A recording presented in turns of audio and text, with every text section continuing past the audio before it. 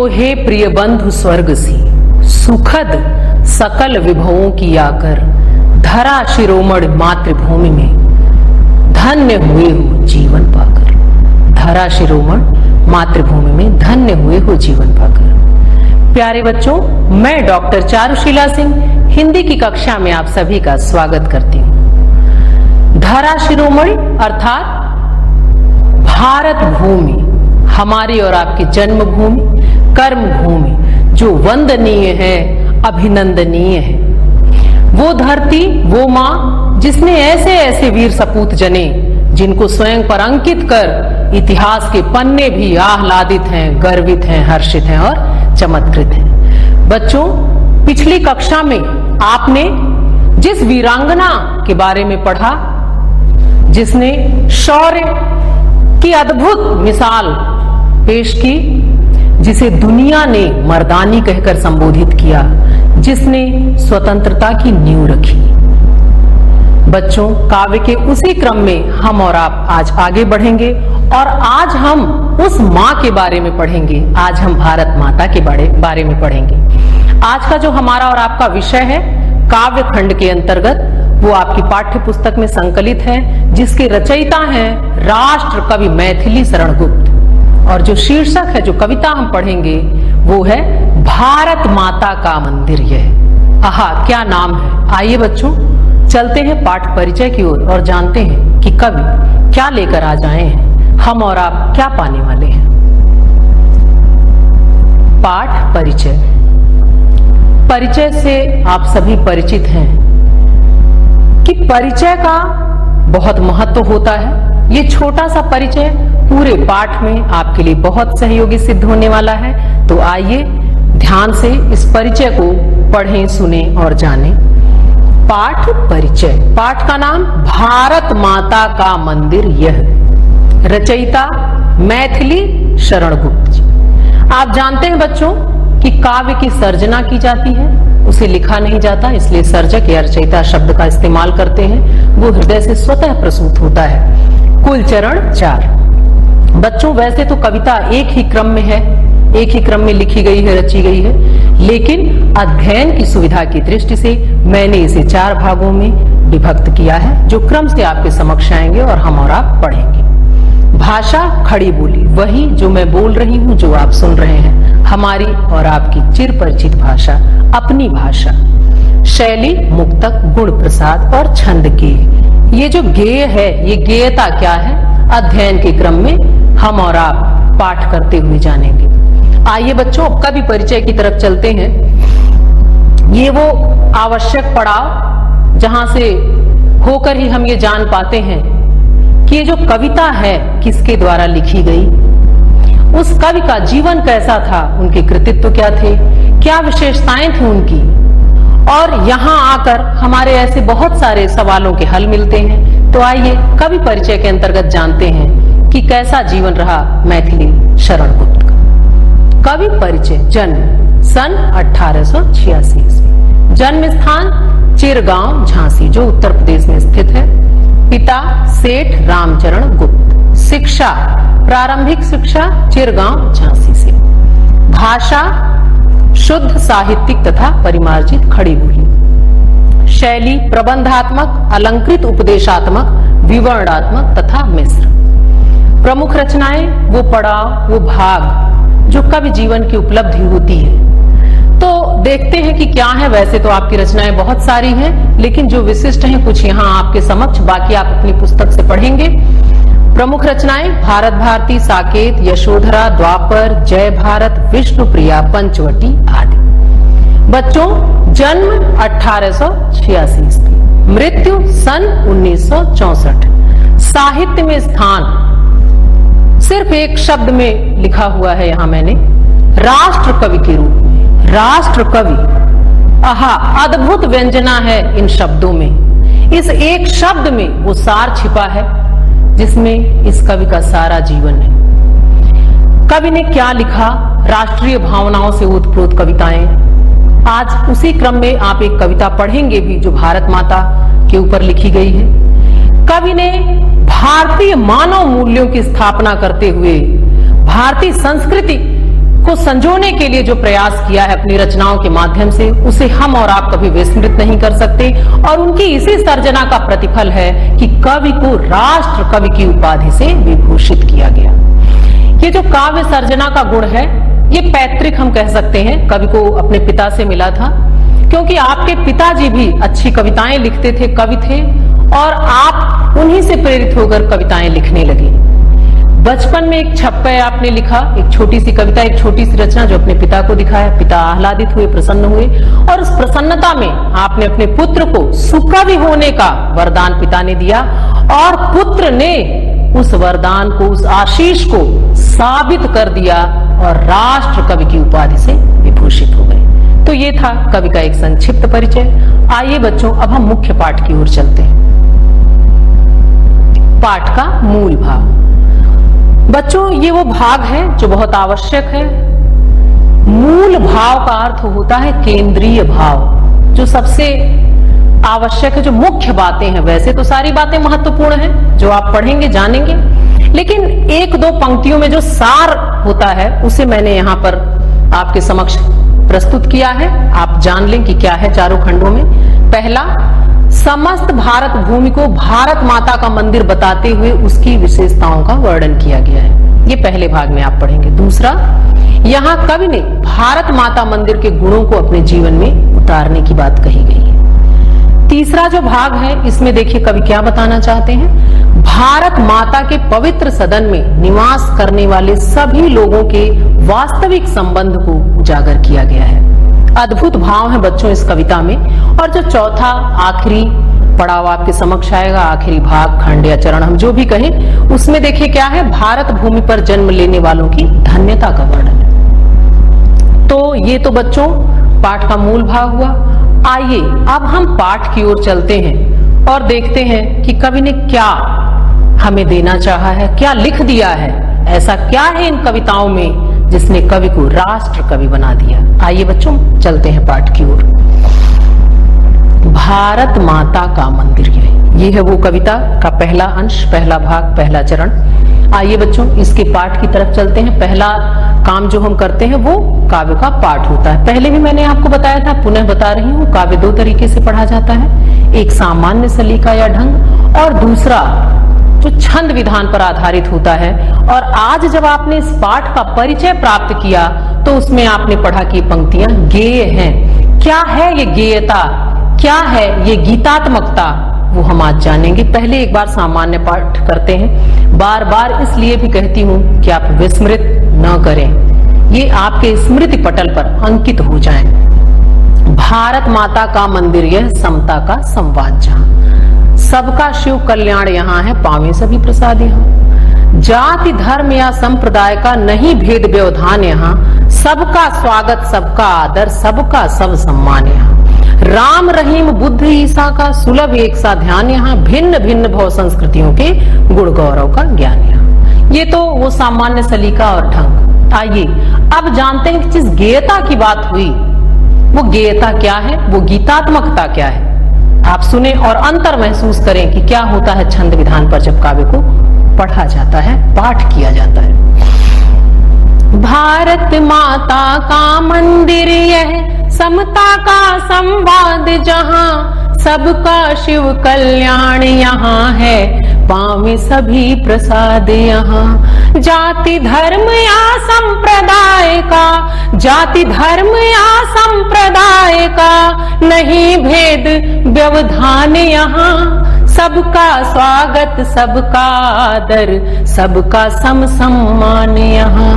राम रहीम बुद्ध ईसा का, राम रहीम बुद्ध ईसा का सुलभ एक सा ध्यान यहाँ, सब भिन्न भिन्न भव संस्कृतियों के गुण गौरव का ज्ञान यहाँ, गुण गौरव का ज्ञान यहाँ। अर्थात भारत भूमि पर अद्भुत पंक्तियां हैं बच्चों, आनंदित करने वाली हैं। गर्व और हर्ष से हमें भर देने वाली हैं। आइए अब इस निहितार्थ को जानते हैं, उन भावों को जानते हैं जो कवि ने इन पंक्तियों में भरा है, हमें और आप तक पहुंचा दिया है। तो जानते हैं कि कवि क्या विशेषता बताते हैं इस भारत भूमि की, इस मंदिर की, और वो क्या कहना चाहते हैं। बच्चों, पहले तो एक शब्द आया है भारत माता का मंदिर। यह मंदिर एक ऐसा शब्द जिसको सुनते ही हम और आप एक पवित्रता का आभास करने लगते हैं, एक समानता, एक शांति वातावरण में छा जाती है। और कवि ने, सोचिए, पहले भी हम पढ़ चुके हैं कि ये धरा शिरोमणि कही गई। कवि ने मंदिर कहा है हमारी और आपकी भूमि को, इस भारत भूमि को कवि ने कहा भारत माता का मंदिर। ये जो भारत भूमि है ये वस्तुतः क्या है? ये भारत माता का मंदिर है। समता का संवाद, जहां ये कैसा मंदिर है? जहां समता का, समानता का व्यवहार होता है, समानता की बातचीत होती है, जहां समानता ही दिखती है हमें और आपको, कोई विभेद नहीं दिखता। सबका शिव कल्याण यहाँ है, पावे सभी प्रसाद। कवि कहते हैं कि यहाँ सभी का, शिव का अर्थ होता है उद्धार और कल्याण मतलब भलाई, कि यहाँ पर सभी का उद्धार है, यहाँ आकर सभी की भलाई की जाती है, सबके लिए मंगल कामनाएं इस धरती पर की जाती हैं, पावे सभी प्रसाद यहाँ। और इस मंदिर में जो प्रसाद मिलता है वो कैसा है? वो दया, वो कृपा, वो हर्ष, वो उल्लास हम सब बराबर पाते हैं। हमारे और आप में कोई विभेद नहीं किया जाता है, प्रसाद के रूप में दया, कृपा, हर्ष और उल्लास मिलते हैं। ऐसा विशिष्ट मंदिर है ये सामान्य मंदिर नहीं है। वैसे तो मंदिर कोई भी सामान्य नहीं होता, लेकिन जब बात भारत माता की हो रही है, उस माँ की हो रही है जिसके हम और आप सभी संतान हैं, तो फिर कितना डूब जाना है इसमें, कितना उतर जाना है इसमें, ये हम आप समझ सकते हैं। ये हमें और आपको बताने की आवश्यकता नहीं है कि जब अपनी ही माँ के बारे में कहा जा रहा है तो कैसी रुचि, कैसा स्नेह, कैसा प्रेम हमारे हृदय में जग रहा है। आइए अगली पंक्तियों में देखिए कवि क्या बता रहे हैं। जाति, धर्म या संप्रदाय का नहीं भेद व्यवधान। कवि कहते हैं कि ये जो मंदिर है इसमें कोई जातिगत विभेद नहीं है, यहाँ हर धर्म के लोग आते हैं, किसी को रोका नहीं जाता। क्योंकि आप जानते हैं बच्चों, ये हमारे भारतवर्ष की विशेषता है, यहाँ की एकता और अखंडता की मिसाल दी जाती है। कवि यहाँ वही कह रहे हैं कि जाति, धर्म या संप्रदाय का नहीं भेद व्यवधान, यहाँ कि यहाँ कोई जातिगत विभेद नहीं है। इस मंदिर में किसी को रोका टोका नहीं जाता, हर व्यक्ति यहाँ आ सकता है, हर जाति का, हर संप्रदाय का, हर धर्म का। सबका स्वागत, सबका आदर, सबका सम्मान।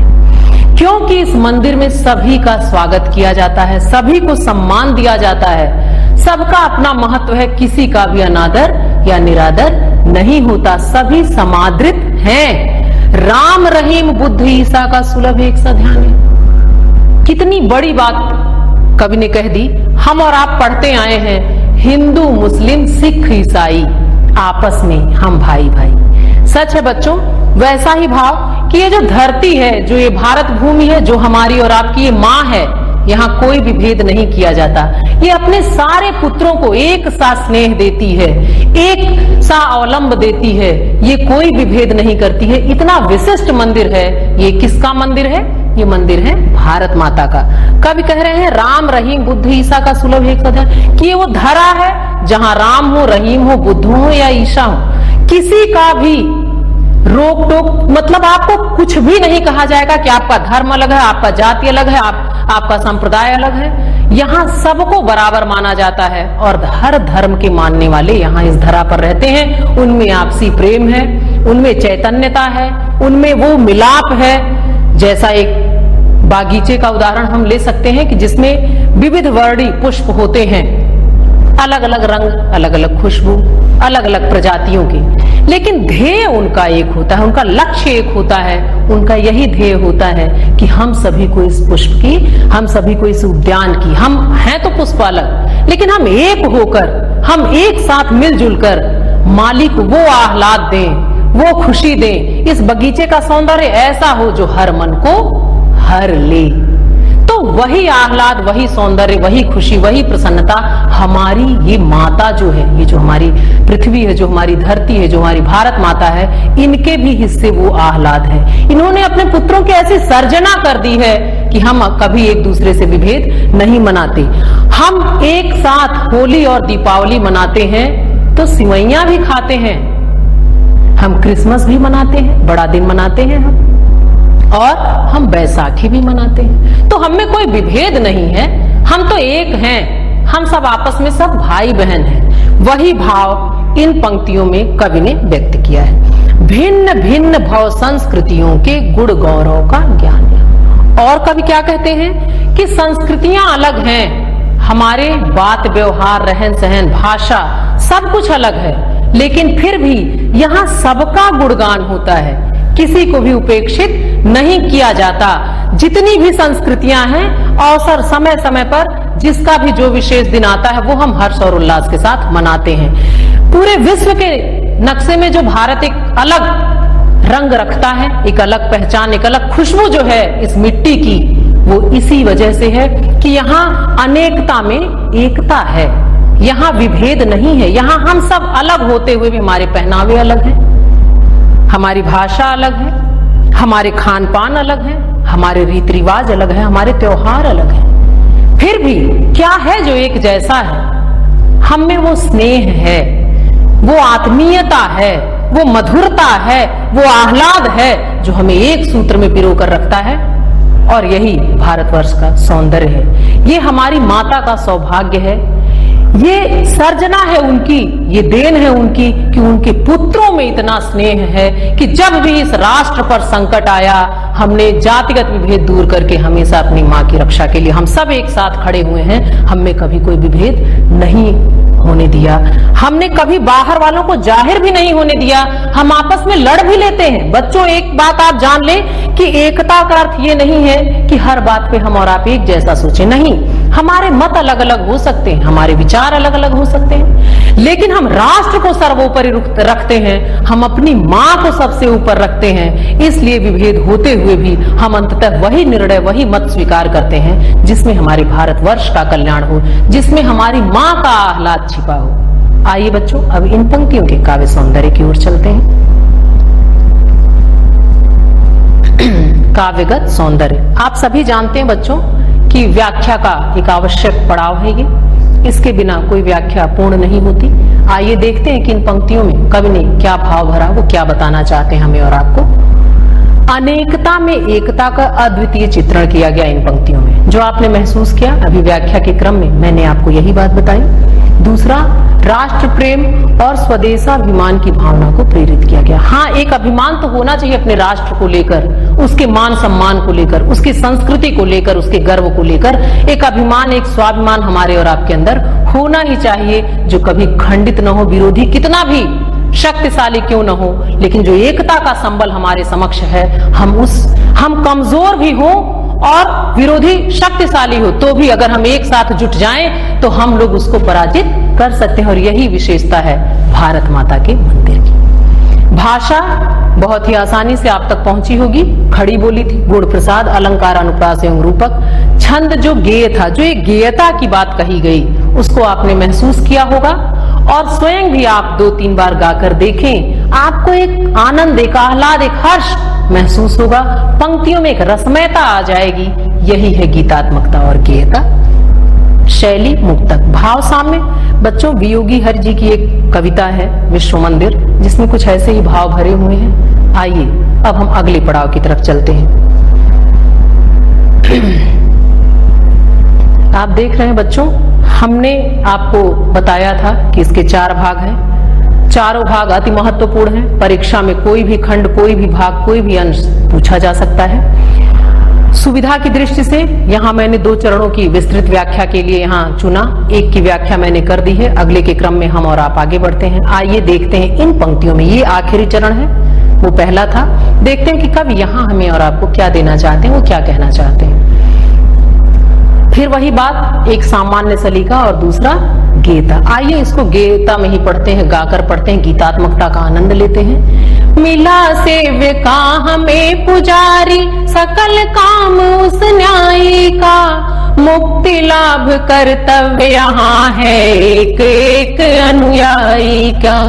कोटि कोटि कंठों से मिलकर, कोटि कोटि कंठों से मिलकर उठे एक जयनाद यहाँ, सबका शिव कल्याण यहाँ है, पावे सभी प्रसाद यहाँ, पावे सभी प्रसाद यहाँ। अद्भुत व्यंजना कवि की इन पंक्तियों में। आइए उतरते हैं इस रस में डूबने के लिए, देखते हैं अब कवि क्या कहना चाहते हैं। बात तो हमारे और आपके माँ की ही हो रही है।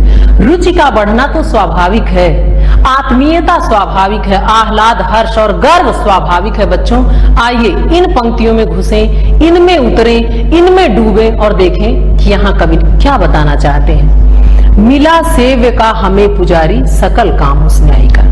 कवि कहते हैं कि हम बहुत भाग्यवान हैं, बड़े भाग्यशाली हैं। क्यों? क्योंकि हमें इस धरती, इस भारत माता की सेवा का अवसर मिला है, सकल काम उस न्याय का। और यह अवसर किसने दिया? उस ईश्वर ने। क्योंकि जन्म हम कहाँ लेते हैं, ये हमारे और आपके हाथ में नहीं होता। ये तो वो सर्जक जाने कि हमें कहाँ भेज दे, कहाँ पहुंचा दे। और ये हमारे भाग्य है कि हमने और आपने इस भारत भूमि पर जन्म लिया। कवि यही आह्लाद इन पंक्तियों में व्यक्त कर रहे हैं। वो कहते हैं मिला सेव्य का हमें सेवा का, दुर्लभ सेवा का अवसर मिला है, और सकल काम उस न्यायी का, कि उस ईश्वर ने ये सब कुछ कर दिया है और अब हमें बहुत कुछ करना है। क्या करना है? मुक्ति लाभ कर्तव्य यहाँ है एक एक अनुयायी का। कवि कहते हैं कि अब तो हमारा कर्तव्य है, यहाँ रहने वाले हर एक व्यक्ति का, हर एक अनुयायी का, चाहे वो किसी भी जाति धर्म या संप्रदाय से हो, हम सभी का ये धर्म है, ये कर्म है कि अब हम सब इस धरा पर जन्म लेने का लाभ प्राप्त कर लें। अब हम लोग वो मुक्ति, क्योंकि कहा जाता है मुक्तिदायिनी है, तो हम अपने कर्मों से वो लाभ प्राप्त करें कि हमें और आपको मुक्ति मिल जाए। कोटि कोटि कंठों से मिलकर उठे एक जयनाद। यहाँ कवि कहते हैं कि यहाँ करोड़ों करोड़ कंठ एक साथ मिलकर जय घोष करते हैं। किसका? माँ का। ये जो धरा है, ये जो माँ है, ये धन्य है। धन्य हम आप भी हैं कि हमें ऐसी जननी मिली, ऐसी मातृभूमि मिली, ऐसी कर्म भूमि मिली। तो कवि कहते हैं कि कोटि कोटि कंठों से मिलकर उठे एक जयनाद। यहाँ कि ये तो वो धरा है जहां करोड़ों कंठ, करोड़ों गला एक साथ मिलकर एक स्वर में जय घोष करते हैं। सबका शिव कल्याण यहाँ है, पावे सभी प्रसाद यहाँ। कवि कहते हैं कि यही वो धरा है जहां सबका उद्धार हो सकता है, जहां कल्याणकारी मंगलकारी भावनाएं सबके लिए हैं, कोई भी भेद नहीं है। पावे सभी प्रसाद यहाँ, और यहाँ हम सब दया कृपा हर्ष और उल्लास पाते हैं। कैसे? प्रसाद के रूप में। कवि की ये अद्भुत व्यंजना है बच्चों, इसे आप महसूस करें, इसे अंतर मन में उतर जाने दें। ये आह्लाद के क्षण हैं जो कवि के इन पंक्तियों से होते हुए हमारे और आपके मानस तक, हृदय तक पहुंच गए हैं। आइए बच्चों अब इन पंक्तियों के काव्य सौंदर्य की तरफ चलते हैं और देखते हैं कि क्या है विशेष काव्यगत सौंदर्य। प्रस्तुत पंक्तियों में देशभक्ति का सच्चा अनुराग दर्शाया गया है। बच्चों आप जानते हैं कि देश सर्वोपरि होता है, सारे संबंध वहां बौने हो जाते हैं, बहुत छोटे हो जाते हैं। आप सभी इस बात को पहले भी पढ़ चुके हैं, जानते हैं। तो जब बात देश की होती है, उस अनुराग की होती है, तो फिर सारे संबंध सब ढीले पड़ जाते हैं, छोटे पड़ जाते हैं। वहां हमें सर्वस्व अर्पित कर देना होता है उसकी सुरक्षा के लिए। तो यहाँ देश के प्रति अनुराग व्यक्त किया गया है इन पंक्तियों में। भाषा वही है, सरल सहज प्रवाह युक्त खड़ी बोली, जिससे हम और आप परिचित हैं। तो और शैली जो है वो मुक्तक है, अलंकार रूपक है।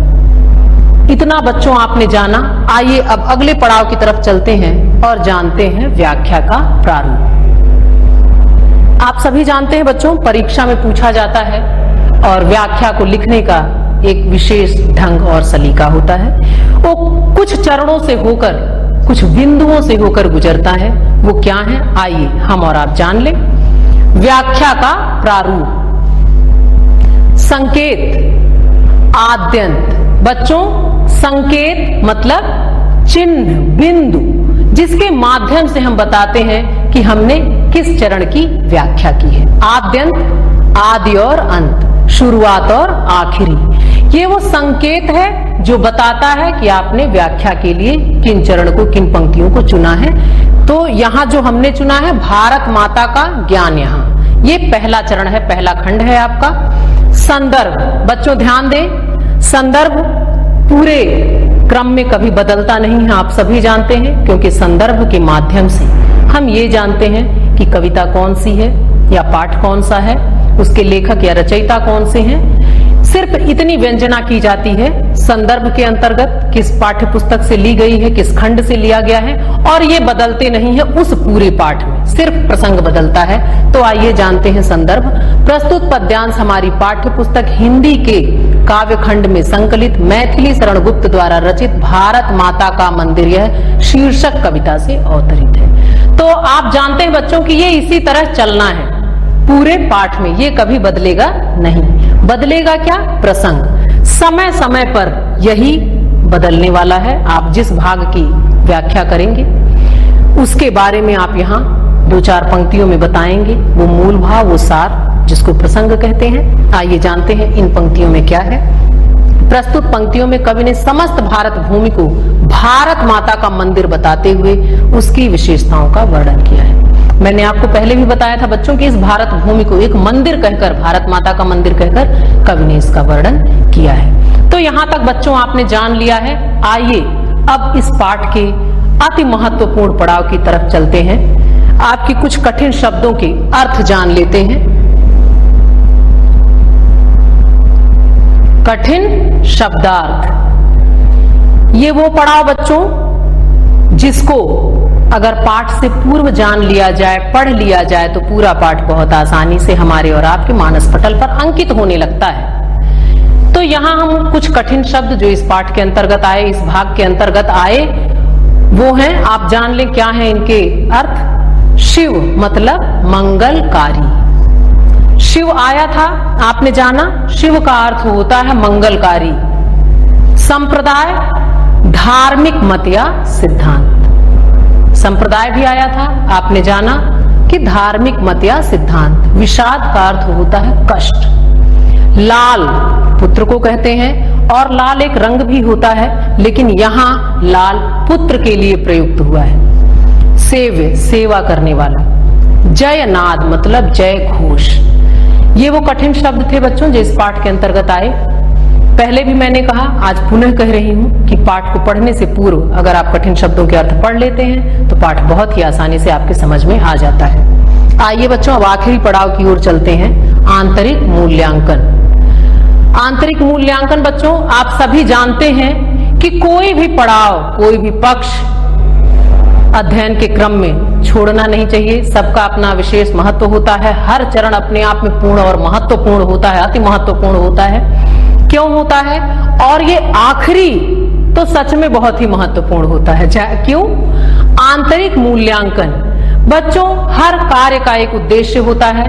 हम और आप कुछ भाव लेकर, कुछ कामना करके किसी भी कार्य को करते हैं, कुछ उद्देश्य निहित होते हैं। उसी प्रकार जब हम कोई पाठ भी पढ़ते हैं उसके भी कुछ उद्देश्य होते हैं। तो इस पाठ के अंतर्गत, मूल्यांकन वाले खंड के अंतर्गत हम ये जानते हैं कि हमने और आपने क्या जाना, क्या पाया, हम अपने उद्देश्य में कितने सफल हो पाए हैं, उसकी परीक्षा इस चरण के अंतर्गत होती है, आंतरिक मूल्यांकन। देखिए इसमें पहला प्रश्न, ये कुछ प्रश्न हैं जो मैं आपको दे रही हूं, जो आप घर से करेंगे स्वयं पढ़कर। आज इस क्लास को पढ़ने के बाद, इस कक्षा में आपने जो सीखा, जो जाना, उसके बाद पहला प्रश्न बच्चों क्या है, ध्यान दें। मैथिली शरण गुप्त का संक्षिप्त जीवन परिचय देते हुए उनकी कृतियों का उल्लेख कीजिएगा। आपने बहुत कुछ जाना है, बहुत कुछ आपकी किताबों में है, उन दोनों को मिलाकर आप जीवन परिचय लिखें। मैथिली शरण गुप्त किस काल के कवि हैं, ये आप लिखेंगे। संप्राप्ति, एक सबसे महत्वपूर्ण पड़ाव, हमने और आपने आज क्या पाया, क्या जाना। संप्राप्ति के अंतर्गत हम ये जानते हैं कि हमने आपने क्या पाया। बच्चों हमने आज अपनी माँ के बारे में जाना, अपनी जन्मभूमि, अपनी कर्म भूमि के बारे में जाना, अपनी माँ की महनीयता को जाना, उसके महत्व को जाना, उस धरा को जाना जहाँ विविध धर्मी, विविध वर्णी सब एक सूत्र में पिरो कर रहते हैं, जहां सिर्फ आह्लाद है, जहां सिर्फ समता का भाव है। तो हमने और आपने आज बहुत कुछ पाया है, बहुत कुछ जाना है। इन्हीं भावों को हमें आगे बढ़ाना है। वंशज होने के नाते भारत माता की संतान होने के नाते हमें और आपको अपना दायित्व निभाना है। इन भावों का संरक्षण भी करना है, संवर्धन भी करना है और इन भावों को अपने जीवन में उतारना भी है। ये समानता, ये एकता, ये अखंडता हमें हमेशा बनाए रखना है। बच्चों, आज के लिए बस इतना ही। अगली कक्षा में एक नए विषय के साथ पुनः मुलाकात होगी।